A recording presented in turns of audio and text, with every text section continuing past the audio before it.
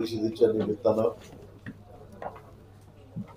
वेगवेगळ्या शेतकरी संघटना, सामाजिक संघटना, लोकप्रतिनिधी एकत्रित येऊन महाराष्ट्रातल्या शेतकऱ्यांचा अधिकार काय आहे, हक्क काय आहे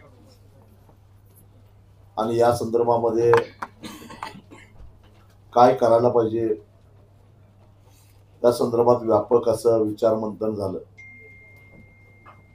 त्यामध्ये झालेले ठराव आता आपल्याला वितरित होतीलच,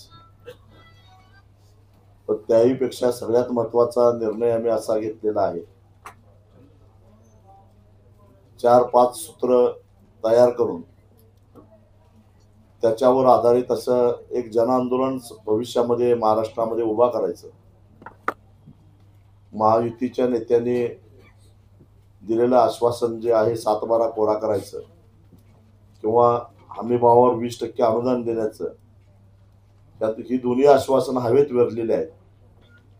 त्याचबरोबर महाराष्ट्रामध्ये दररोज 8 ते 9 शेतकरी आत्महत्या करतायत. हे टाळण्यासाठी व्यापक असं धोरणात्मक काय बदल घडवले पाहिजेत या संदर्भात 4 किंवा 5 मुद्द्यावर आम सहमती तयार करून आम्ही एक व्यापक जन आंदोलन उभा करण्याच्या संदर्भामध्ये पुढच्या आठवड्यामध्ये एकत्रित बसतोय.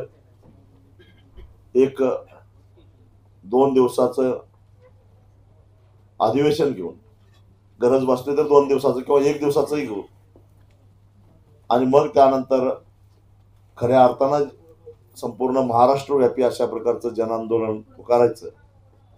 याबद्दल एक आम सहमती निर्माण झालेली आहे.